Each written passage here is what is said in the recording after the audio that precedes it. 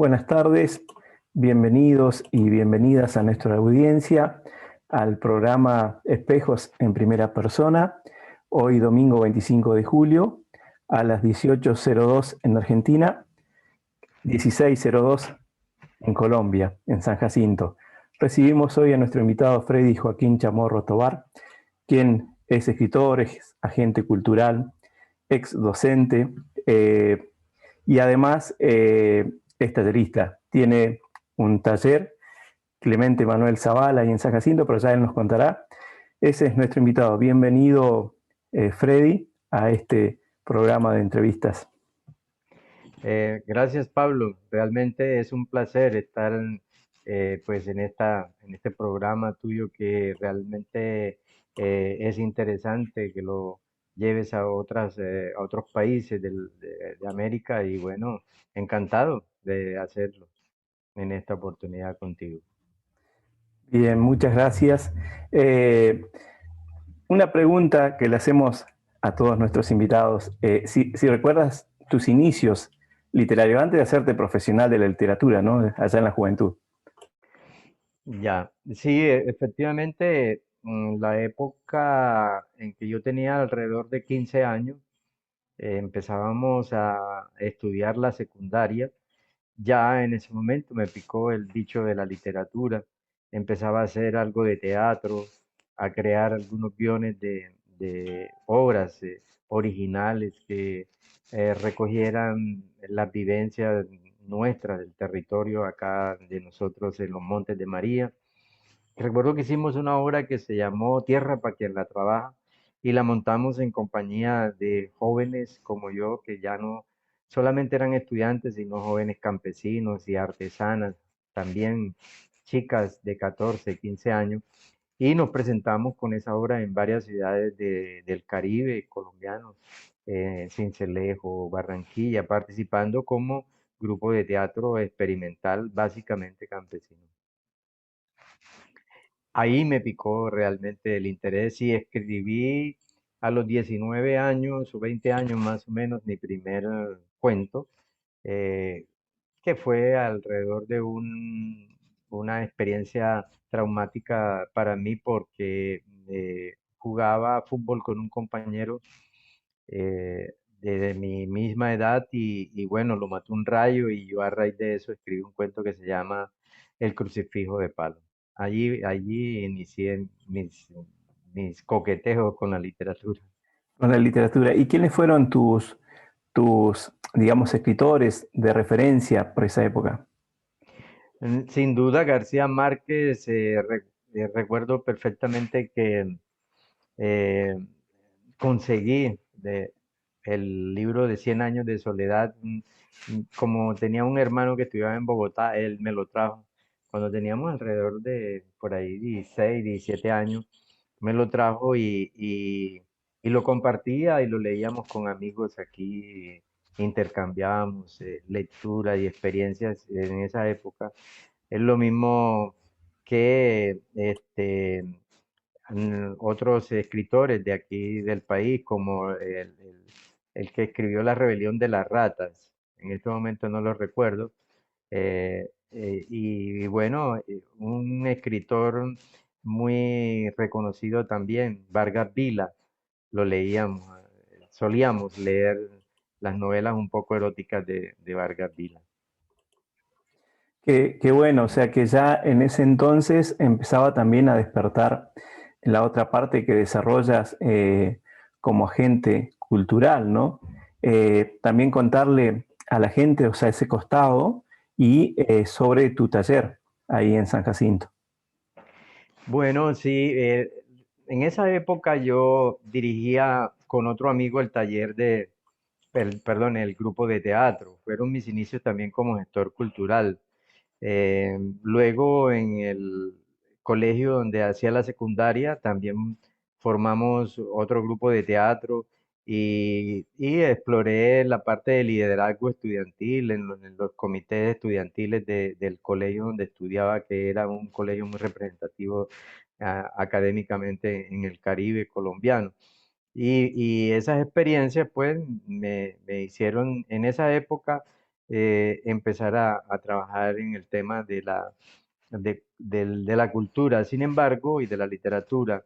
Sin embargo, yo me casé muy joven, casi que a los 20, 21 años, y me tocó indefectiblemente empezar a trabajar primero en un ambiente de obrero en Oveja Sucre y posteriormente y en el campo mismo sembrando pues, los productos que se cultivaban acá en el territorio, en la zona, como es el tabaco, el maíz, el ñame, la yuca.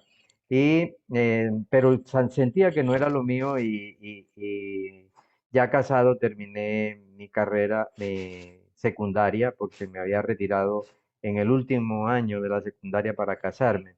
Entonces ya con una hija terminé el bachillerato, entré a la universidad, empecé a estudiar una carrera. No la terminé porque con la empresa que ya trabajaba me fue muy bien y empecé, era una cadena hotelera, y empecé a recorrer trabajando con ellos todo el país. Hasta que ya hace aproximadamente 5 años, pues yo venía ya asistiendo a un evento literario que se hace aquí en nuestra región, que es la Fiesta del Pensamiento, y venía como asistente a presentar mis libros que había escrito en el marco de ese evento literario. Entonces me vinculé a este evento a partir de la quinta versión y desde luego ya en esos momentos ya veía que de alguna forma, eh, habiéndome retirado de la docencia, siendo ya pensionado y dedicada mi vida pues a la literatura, podría ser y ayudar mucho en el territorio, en San Jacinto. Yo lo hacía desde Cartagena, en otros lugares del país. En ese momento decidí venirme a vivir a San Jacinto, donde había nacido, y crear un taller literario con la experiencia que traía de Cartagena, donde había pertenecido a otros talleres literarios, la generación fallida, y, y dije, no, esto hay que replicarlo en mi territorio, en mi municipio, en mi pueblo, y me vine a vivir acá definitivamente hace 5 años. Y creamos el taller de literatura Clemente Manuel Zavala con otros escritores, poetas que nunca habían estado en un ambiente de esa naturaleza, simplemente ellos escribían, ellos se dedicaban a hacer un poema, a hacer un cuento, pero no lo compartían, no habían tenido la oportunidad de ser visibilizados ni en ningún medio, excepto un amigo de hoy, miembro del taller, Hernán Pimienta, que ya escribía para el Universal, un diario de aquí del departamento. En ese momento nació el taller literario Clemente San Manuel Zavala, que ya cumplió 4 años y vamos para el quinto año. Bien, y cuando abriste el taller, ¿pensaste que el taller iba a alcanzar otras fronteras? No, realmente no. Lo iniciamos, sí tenía la visión de que no podía ser solamente de San Jacinto, sino que teníamos que extenderlo a todo el territorio de los Montes de María, a las poblaciones cercanas a San Jacinto, el Carmen de Bolívar, San Juan, eh, y invitar, sí, algunos escritores o poetas de otras ciudades, pero para que vinieran no tanto a ser parte del taller, sino nos solíamos antes de la pandemia en el taller organizar algunos recitales acá en nuestra población. Entonces decíamos, bueno, vamos a invitar algunos de estos escritores que yo conocía en eventos como el Parlamento Internacional de Escritores y otros eventos literarios, en ferias de literatura. Entonces yo los conocía y los invitaba aquí a San Jacinto y con los miembros del taller organizábamos una velada, un recital poético con el invitado o un conversatorio, si no había poesía, alrededor de los libros escritos por estos escritores. Pero la pandemia de alguna forma cambió todo porque ya no volvimos a hacer los recitales ni a invitar a un poeta o escritor nacional. Sin embargo, en las redes sociales empezamos a tener relaciones con gente, poetas y escritores que aparecían, escribían, y nos contactábamos y empezamos a invitarlos a ser parte del taller de manera virtual. Ya ahí sí apareció la posibilidad de que se vincularan de otros países, escritores y poetas que hoy hacen parte sin duda de nuestro taller. En un principio ese taller fue por WhatsApp y hoy es alternativo, ¿no? Sí, en principio los de San Jacinto y de acá de la zona, en- y los de afuera, durante la pandemia, hacíamos el taller a través de WhatsApp. Intercambiábamos los escritos, opinábamos y hacíamos una revisión de todas las creaciones que hacíamos. Pero sin duda que la presencialidad y vernos y todas estas cosas hizo que eh, las personas que hacían parte del taller acá, pues empezáramos a ver esa necesidad y hoy en día tenemos, alternativamente, lo hacemos a través de plataformas Zoom, WhatsApp también, pero también de forma presencial con los escritores y los poetas de acá de la zona. Qué bueno y digo, qué interesante el hecho de que siempre una crisis abre puertas, ¿no? O sea, cierra, pero también abre posibilidades. Eso es Ajá. digamos, un hecho que, bueno, que ustedes han podido experimentar. En esto que ibas contando, veo que, digamos, también ha sido un aporte importante para el taller tu vinculación con distintos actores de la cultura. Es decir, que esto que tú traías de la juventud ha sido fundamental para poder, digamos, llevarlo también a la gente que está contigo en el taller y que participan de los eventos. Pero además de eso, calculo que también hay un trabajo de acompañamiento a otros escritores o escritoras. ¿Nos puedes contar algo de eso? Bueno, sí, realmente cuando yo me vine, no solamente empecé a trabajar con el taller de literatura, sino que hice un contacto con la institucionalidad, la alcaldía, digamos, en ese momento, que la desempeñaba pues una persona que me conocía y empezamos a participar en las actividades culturales y más a proponerlas a la alcaldía, que hiciéramos recitales, celebráramos las fechas importantes como el Día Mundial de la Poesía, y en fin, muchos fechas que celebraban el tema de literatura y de la poesía. Y también simultáneamente empecé a trabajar desde ese momento que decidí venirme con el evento Fiesta del Pensamiento. Y desde allí empezamos a darle la mano a muchos escritores que querían de la región, del territorio, que querían mostrar sus obras y todas sus creaciones. Y desde ese momento pues empezamos a recibir escritos para que lo revisáramos y diéramos una opinión de mejora para poder editar por parte de esos escritores y poetas. Hay compañeros del taller que han publicado, digamos, posterior a haber llegado al taller.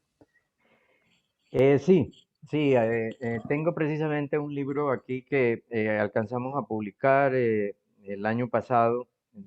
Por primera vez estos escritores publicaron, es Hernán Pimienta Vázquez, Argemiro Reyes Tovar y Freddy Castro Pérez. Estos tres escritores miembros del taller nos pusimos de acuerdo conmigo y creamos una antología poética sobre llamada Secuelas, sobre digamos, las consecuencias que dejó el conflicto armado aquí en la zona. Y también el libro lo complementamos con otra antología que se llamó Entre las faldas de María la Alta, de carácter erótico y pudimos publicar este libro. eh, pues eso fue algo extraordinario. Tuvieron la oportunidad los muchachos de presentarlo en el marco de la fiesta del pensamiento de hace 2 años. Qué bueno. Veo ahí ese costado docente y te quería preguntar también por ese recorrido y por tus estudiantes, las chicas, los chicos, creo que estabas en el nivel medio, ¿no? Sí, y universitario, yo Ah, bien. trabajaba con secundaria los 2 últimos años, 10 y 11, básicamente en el área de turismo, que es mi especialidad. Yo soy administrador de empresas con especialización en gerencia de empresas hoteleras y turísticas. Y mi trabajo había sido en la hotelería y sobre todo en hoteles de destinos turísticos como Santa Marta, San Andrés, Cartagena y en muchas otras ciudades de Colombia. Entonces, la experiencia mía y el tema de la, de la formación que tenía específicamente en turismo, empecé a trabajar a ese nivel, pero también con universidades en varias ciudades del país, con el SENA, el Instituto de, de Servicio, digamos, Educación especializada o no formal de aquí de Colombia. También trabajé con ellos en el área de turismo, con la Universidad Tecnológica de Bolívar, en el programa de turismo, con Unicolombo, otra universidad, con la UDES en Bucaramanga, Unisan Gil en San Gil. Y bueno, esa experiencia académica por muchos años. O sea, yo trabajaba en el tema de la hotelería y simultáneamente desempeñaba la docencia. Qué bueno, así que bueno, o sea, no solo, digamos, conoces a través de los libros cada región, sino también a través del mismo trabajo, ¿no? Y calculo Ujú. que en muchos lugares seguramente has estado, ¿no? Sí, de bastantes lugares, incluso con el turismo pude recorrer casi todo el país. Estuve también en varios países de América y en Europa, en las ferias de turismo, Fitur en España, en la ITB de Berlín, en Murcia, en una feria de turismo en España, en Valencia, en Benidorm, Toledo, en todas estas regiones de España, pues tuve la oportunidad de visitarlas, de conocerlas, y que me quedé casi como 3 meses en Europa y me di la oportunidad de conocerla, de vivir, de ver toda la forma de vida de la gente que migra, ¿no? Sobre todo porque estaba en ese ambiente con organizaciones de migrantes. Y bueno, y turísticas que tenían la oportunidad también de conocer todos los atractivos turísticos desde la óptica, pues ya como empresario en el área de turismo. Así Y, es. digamos, en ese recorrido, pudiste ver, por ejemplo, en Europa, la vinculación del turismo con la cultura es Desde fuerte. luego, eso Ajá. me marcó tremendamente. Sí, yo lo primero que hacía, por ejemplo, en Berlín compré muchos tours básicamente en el tema de cultura, recorriendo Berlín, caminando, por decir algo, que es una experiencia maravillosa para visitar todos los escenarios donde se desarrolló la historia y la cultura, eh, digamos, de Alemania, ¿no? De esa división que había entre Alemania Oriental y Alemania Occidental. Occidental, claro. Estuve en el muro, lo recorrí, vi todas estas cosas que escribían y todas las historias que había alrededor de eso. Entonces, fue interesante eso. También en la parte de Latinoamérica estuve en Argentina, precisamente en Buenos Aires, en Rosario, y en actividades de turismo. Estuve conociendo porque quería ser empresario en esa área aquí en Colombia, el tema del kayakismo, y visité Rosario, donde hay unas escuelas, ellos le llaman salacunas de kayak. Bien. Sí, y tuve la oportunidad de navegar en kayak en el Paraná, para probar lo que compramos y adquirimos allá en Rosario. Qué bueno. Freddy, sabes que mucha gente, digamos, nos va a ver, ¿no? Gente que ha leído, que escribe, pero también gente que está en la búsqueda, ¿no? Para empezar a escribir, jóvenes y adultos mayores. ¿Qué recomendación le puedes dar a aquellos que quieren, pero que no se animan todavía a plasmar, digamos, sus letras en un papel o en una computadora? Bueno, yo pienso que la vena por la literatura nace con uno, realmente eso es importante. Lo que pasa es que debe haber una ruptura en el momento en que uno se atreve a escribir y desatar esa pasión por la literatura, por escribir, por hacer un poema, una canción. Muchos realmente tienen ahí la vena y tienen el talento para escribir, pero no se atreven. Entonces, despertar esa pasión y ese talento es lo primero que me parece a mí que a veces lo hace, por ejemplo, un amigo o un escritor o un libro que leamos. Pero cuando ya aparece, lo observo, por ejemplo, en los compañeros que hacen parte del taller de literatura, que es una pasión cada sábado vernos, mostrar lo que estamos escribiendo, recibir las críticas, las recomendaciones que nos hacen los compañeros. eh, Todas estas cosas ya entra uno en un periodo en que escribe y es como el beisbolista, el brazo caliente permanentemente por escribir un poema, un cuento, un ensayo, cualquier cosa, una novela. Entonces ya desde luego uno no para. Entonces yo lo que les recomiendo es que hay que encontrar esa ruptura en algo, en un amigo, en algunos escritores vinculándose a un taller de literatura o, bueno, hay diferentes maneras de cómo encontrar ese momento. Qué bueno, acuerdo totalmente con esto que me dices.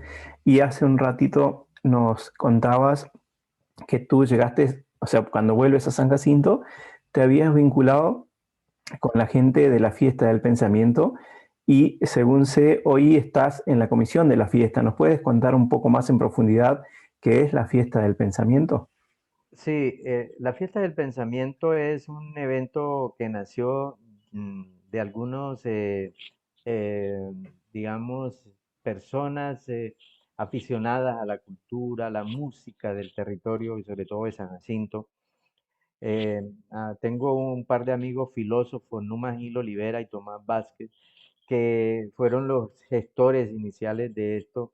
Me contaba Numa que el nombre de la fiesta del pensamiento surgió porque él iba camino a Galicia, en España, a un museo, a entregar a un museo de que hay en Galicia un par de gaitas y otras cosas relacionadas con la música de gaitas de aquí, propia de aquí, de nuestra población, como una reliquia para el museo. Y cuando iba en un pueblito del norte de España para ir a Galicia, encontraron una fiesta en ese momento y la gente que participaba del folgorio que había gritaba eso, esto es una fiesta del pensamiento. Entonces ese nombre quedó grabado y posteriormente cuando vinieron otro escritor que los acompañaba, Julio Laciregui, escribió para El Espectador un artículo sobre eso y ahí apareció el nombre de la fiesta del pensamiento que se hizo la primera versión no aquí en San Jacinto, se hizo en la población de Ariguaní, en otro departamento, pero con la presencia de Numas, con la presencia de otro gran compositor, Adolfo Pacheco, de la música propia de acá, y gente de acá de San Jacinto con una gestora cultural de allá. Ella pues después dijo, no, hagan ustedes la fiesta en San Jacinto, y ahí se empezó a hacer la fiesta con la ayuda de los profesores, se organizó. Realmente me vinculé a la fiesta, creo que en la quinta versión, cuando presenté por primera vez mi primer libro. Y luego cada año venía, asistía presentando otros libros o alguna conferencia, y ya empecé a ver que la fiesta debía dársele como una especie de cambio, y le propuse a mis amigos escritores y filósofos que hiciéramos una transformación de la fiesta. Le propuse un plan de reingeniería. Pues yo venía del sector privado, acostumbrado a trabajar bajo un ambiente de planeación y de organización. Al principio la fiesta se organizaba, el evento se organizaba en la última semana de diciembre y se hacía siempre en la primera semana de enero. Entonces había una semana para preparar, era como algo muy espontáneo, muy así de rapidez y se armaba el programa, se llamaba a la gente, venía y era algo muy informal. Pero entonces yo me dije, no, este evento es un evento para desarrollarlo. Tiene literatura, música, tiene presentaciones de libros, muestras empresariales, agrícolas, de todo tipo. Entonces me planteé eso y me aceptaron como miembro que quería hacer gestoría cultural. Y empezamos a trabajar, hicimos en compañía con los docentes varias versiones y posteriormente hubo alguna discordia con los docentes que participaban y finalizamos entonces creando una propia entidad para que manejara y se encargara desde todo punto de vista de la planeación, la logística, la operación del evento. Creamos una fundación que se llama Fundación Fiesta del Pensamiento, que ya va para 3 años, 4 años de fundada, y obviamente le dimos un carácter diferente a la fiesta a partir de ese momento. El presidente es Numa Gil Olivera, vicepresidente Tomás Vázquez, otros amigos escritores son tesoreros y yo soy el secretario de la fiesta. Y ya le dimos un carácter no solamente local, sino regional en cuanto a las celebraciones geográficas de donde hacíamos. Entonces empezamos a involucrar los otros municipios, el Carmen de Bolívar, San Juan, el Guamo, Ovejas, y ya estamos creciendo. Este año yo creo que serían 7 los municipios. Y empezamos a invitar formalmente a escritores, poetas, científicos, filósofos de muchas regiones del país. Y con la pandemia, incluso antes de la pandemia, empezamos a invitar algunas personalidades y personajes de otros países. Así que eso se eh, abrió totalmente y hoy en día la Fiesta del Pensamiento es uno de los eventos apoyados por el Ministerio de Cultura, reconocido dentro de su, digamos, pool de eventos en el país, de eventos literarios, y nos han respaldado las dos últimas versiones y creo que esta próxima del año 2022 con recursos para mejorar sin duda la calidad del evento. Qué bueno, interesante realmente digamos, el crecimiento y bueno, con ese aporte poder ordenar, ¿no? Freddy, tu lectura y tu escritura hoy, ¿en qué está? ¿Con qué estás respecto a la escritura y qué lecturas vienes haciendo?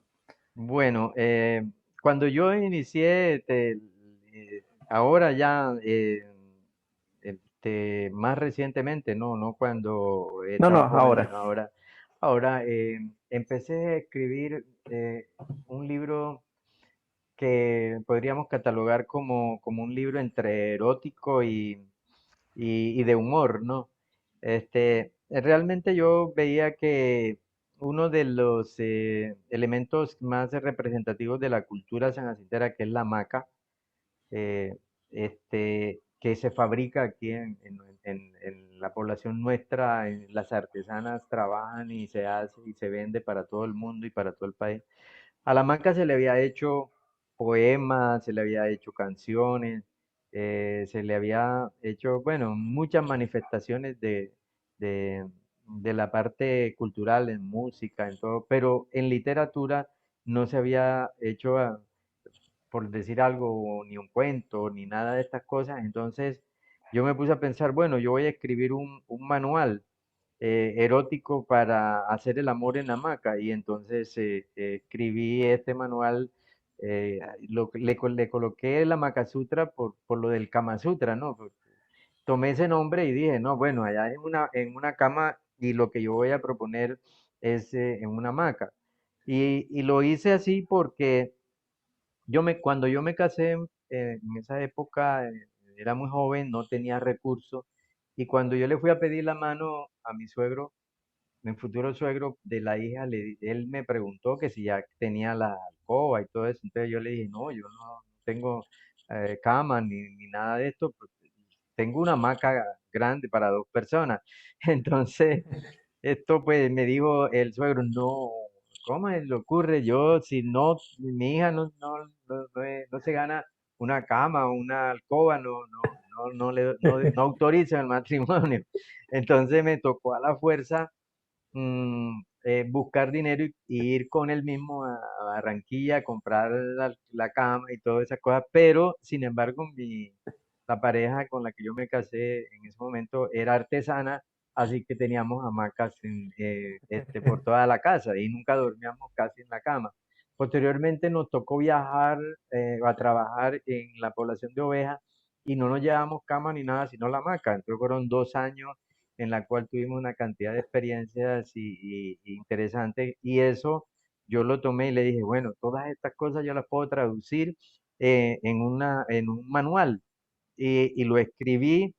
Estaba dudoso en ponerle nombres científicos o nombres populares, entonces decidí por lo de popular y eso, una gran acogida. La persona apenas ve y el nombre dice el ringuepeo o el burrito sabanero, enseguida ya es pura risa y todo, y ya se imagina las posiciones y todo, eróticas alrededor de la hamaca, y eso, bueno, fue interesante porque me dio a conocer en el mundo literario, aunque pues a todo el mundo sobre todo a mi familia que era básicamente cristiana, no le gustó mucho el tema de yo haber Claro. hecho este libro. Y ese libro tuvo una nueva edición, ¿no es cierto? Bueno, sí, ya hicimos la segunda edición, pero antes de contarte la experiencia Sí. de esta edición, quería contarte que cuando este libro, el Amakasutra, salió al mercado, pues yo mismo lo publiqué como editor, autor-editor. Y me hizo un reportaje un amigo periodista del Tiempo, de un diario nacional de acá de Colombia, y él me entrevistó una página completa en un diario nacional, eso vale mucho. Él me lo hizo de cortesía y puso el teléfono donde yo vendía el libro. Así que esta primera edición del libro, que yo hice 1000 ejemplares, recuerdo que yo lo presenté en Barranquilla un día y me vine viajando entre Barranquilla y Cartagena, donde vivía. Esos son 2 horas. En ese trayecto la gente me llamaba, ya había celulares, fue el 2011, me llamaba por teléfono para comprarme el libro, y en esas 2 horas vendí más de 250 libros telefónicamente. Después las librerías me pedían de a 20, de a 40, de a 50.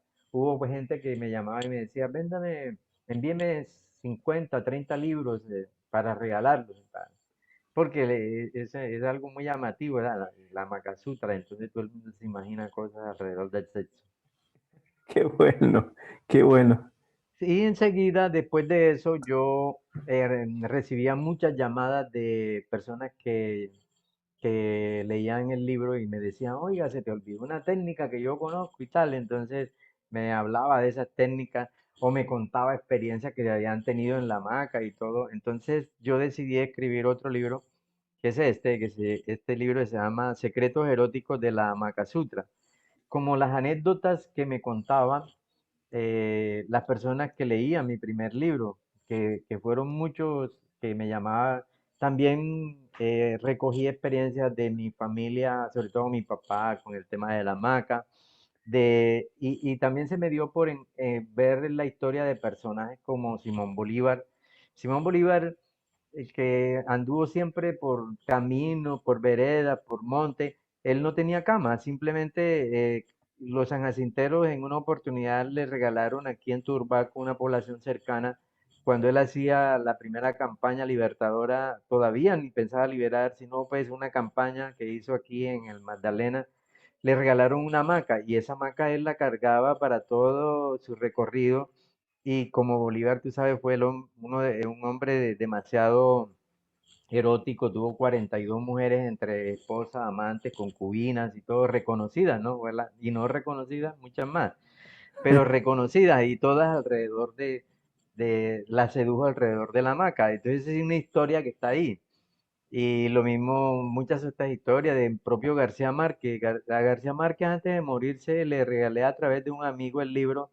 No me alcanzó a dar su concepto, pero lo conoció el libro este que hay un cuento de él que se llama Las hamacas de Gabriel García Márquez, porque en su obra literaria García Márquez menciona mucho y le gusta el tema de la hamaca, eh, ¿verdad? En general en su laberinto menciona el tema de la hamaca más de 30 veces y escenas de la hamaca, pinta escenas de la hamaca con el Libertador allí relacionadas con la hamaca. Entonces yo tengo un cuento que se llama Las hamacas de García Márquez y es un cuento bien extraordinario.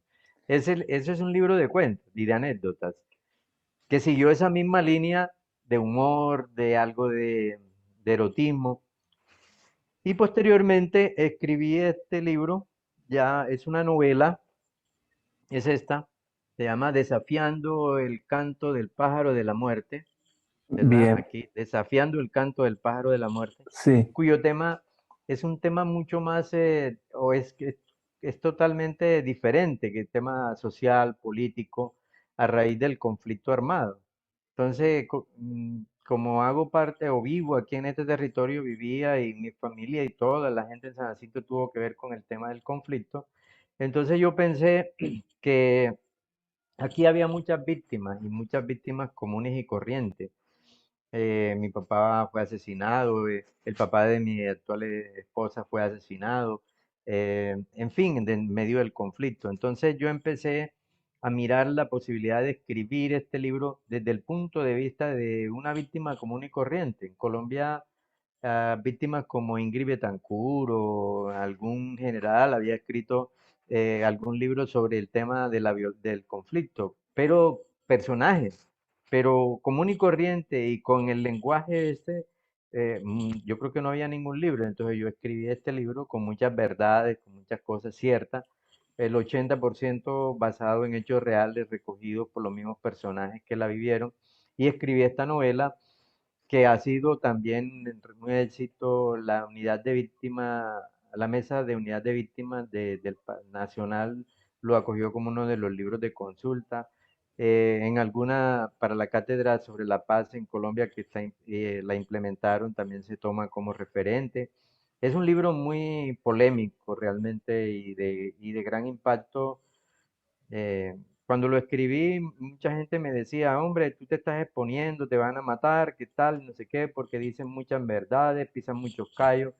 Pero ya yo a estas alturas de la vida tomé la decisión de que el miedo no podía frenarme a no escribir ni a decir verdades que debían decirse para que la gente conociera la realidad del conflicto desde el punto de vista de las víctimas. Y así lo he presentado en muchas partes del país, en la Feria de Bogotá, lo presentó el mismo protagonista de la obra, de la novela que tú aún vive. Él lo presentó en la feria del libro en Bogotá hace como 5 años cuando lo sacamos. Y posteriormente yo lo he presentado en muchas ciudades del país frente a escenarios bien académicos y de verdad que ha sido interesante. Y lo que me preguntabas de la última edición que hice de la Makasutra, esto me contactó, el Makasutra es una edición bien. de lujo a color totalmente, los textos, todo. Es una obra escrita con un gusto, porque la editorial es una editorial Colombo mexicana, me contactó y, mire, es totalmente a color, tiro al negro, esta Claro, es una de las técnicas. Entonces, me dijeron, nosotros queremos publicarle el libro. Ya me habían hecho muchas propuestas, muchas editoriales, y yo las había rechazado porque me daban una comisión del 7% sobre el valor de venta del libro. Entonces el libro lo proponían venderlo a 40.000 pesos, y 4 por 2. 4 por 7, 28, 2.800 pesos colombianos, eso no es ni un dólar. Claro, Entonces, yo rechacé todas esas propuestas. Entonces, esta gente conocía ya el libro y me dijo, yo te damos el 20% de la producción del libro. ¿Lo quieres en libro o lo quieres en dinero? Entonces yo le dije, no, me lo dan en libros. Entonces, si hacen 1.000 libros, me dan 200 libros y yo los vendo al precio que ustedes lo tienen en el mercado. Entonces, el precio son 50.000 pesos, eso es más o menos como unos $18, ¿sí? No, menos. Aquí está 3.500, 50 entre 3 como, sí, como $17. claro, Eh, y sobre eso yo lo vendo y ya gano mucho más y tengo mejores ingresos. Y sobre claro. todo me dio la posibilidad de trabajar en el diseño del libro. Creamos un comité editorial entre los pintores que ilustran el libro, 4 pintores colombo-mexicanos que hacen los dibujos o los gráficos, ilustran las ilustraciones, el gerente de operaciones de la editorial, el jefe de venta, gerente de venta, y yo como autor, y la diseñadora del libro, que es una diseñadora de gráfica. Y hicimos un comité y cada cosa la discutimos, la acordamos y salió un libro muy, muy llamativo desde todo punto de vista. Salió en diciembre del año pasado, ya tiene 7 meses de haber salido. Yo aquí en el hostal que tenemos, la gente que llega, se lo vendo es a la gente que se hospeda acá, porque apenas que lo ven, que hablamos de él, enseguida yo llevo uno, yo llevo dos. Es bien interesante. Qué bueno. Freddy, tú también escribes poesías. ¿Tienes algún libro publicado de poesías? Bueno, realmente no tengo libro publicado de poesía, lo voy a publicar, ese se llama, aquí lo tengo el machote, se llama Los momentos del exterminador y otros poemas, de Freddy Chamorro Tovar. Em, es un poemario muy, muy interesante. Básicamente toca dos temas, como es el tema político del país, de nuestro, de Colombia, y el tema del COVID. Entonces, o del coronavirus. Y hay otros poemas también que adicioné, pero ya está prácticamente en- entra a publicación, a edición este libro. Y otra novela, una novela nueva que se llama El enigma de la jaula dorada, que también voy a publicar 3 libros en estos momentos. Voy a publicar 3 libros. El otro se llama, este, lo tengo por acá, Cuentos, Poemas y Diatribas, algo así. Son 3 libros que van a salir simultáneamente, que los he desarrollado y pulido a través de todo este tiempo de aislamiento. Me permitió escribir con mucha tranquilidad, estado aislado. Freddy, ¿te animas a compartirnos alguna de tus poesías? Sí, con todo gusto. Yo creo que tengo aquí unas muy cortas, pero dos poemas diversos en el estilo. Este, que se llama Soledad o Desvergüenza, dice lo siguiente. La soledad del hombre siempre se oculta tras una máscara de espantapájaros. Un vacío vinoso se apodera de nuestra memoria de aceitunas y como una espiga atravesada por agujas, deja señales indelebles en ella. Más allá de la vaguedad del silencio, un grito cansado estalla de repente y una lumbre frutecida escribe sus reclamos sobre el lienzo de la melancolía. Reclama la libertad, proclama la compañía, hermana melliza de la soledad. Entonces, el solar habitado por el hombre expande sus límites y acoge de nuevo al hijo pródigo que regresa presuroso a bañarse una y otra vez en las aguas tumultuosas de la desvergüenza. Ese es un poema Y el otro, que es un estilo un poco diferente, se llama La razón de los vencidos. Y dice así: ayer fue, no puedo respirar, no puedo respirar. Hoy es, por favor, por favor. La intención del verdugo era la misma: desparramar en alguien el virus agresivo latente en sus entrañas. Ese virus de rabia desbordada, inoculado en su mente y en sus actos, en píldoras venenosas doradas por el poder e impregnadas de olor a democracia y libertad. No valieron los lamentos de los condenados al suplicio, no importaron los testigos que grababan sin temor el desafuero. Eran bestias sin bozal prestos a la tortura. La muerte llegó y la razón de los vencidos se elevó en el viento. La escucharon los negros y los blancos, la oyeron los jóvenes, la captaron los adultos, la replicaron los intelectuales, y una nueva primavera de lucha estremeció al poder. Se encendió el dolor, las gargantas rugieron, y el miedo de siempre salió despavorido por la puerta falsa. Íconos de la opresión se consumieron en llamas, escultura de los verdugos de antaño, cayeron de sus pedestales y rodaron sus cabezas. Los reyes y las reinas sin coronas se encerraron en sus palacios. Sacaron sus alfiles y sus perros de pradera y los azuzaron contra la multitud protestante. Sin distingo, escupieron una y otra vez sus flechas de fuego, y la muerte se regó como pólvora de sus armas. Cayeron hombres y mujeres jóvenes. No importaron a los desinformadores de oficio los caídos. Eran vándalos y desadaptados, escoria de la sociedad que no merecen vivir. Sin embargo, miles de voces se elevaron pidiendo justicia. El mundo tiene que enterarse y saber que el poder de los reyesuelos de barro no podrá seguir destruyendo ni apagando los gritos de libertad real de los oprimidos. Esas son las dos versatilidades. Tremendo ese último texto y es evidente en lo que nos has ido contando, ¿no?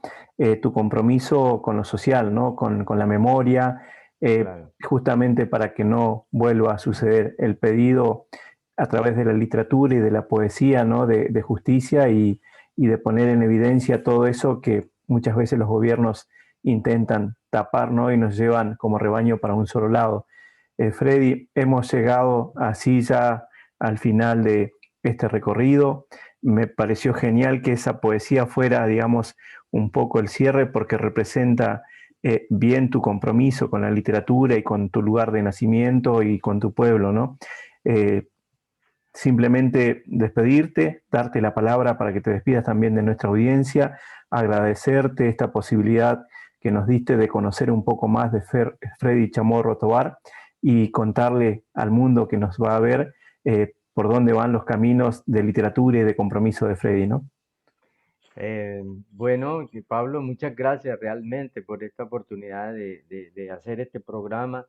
Y bueno, también nuestro territorio, nuestros eventos que tenemos acá están abiertos para ustedes, para la gente de Argentina, de Latinoamérica en general.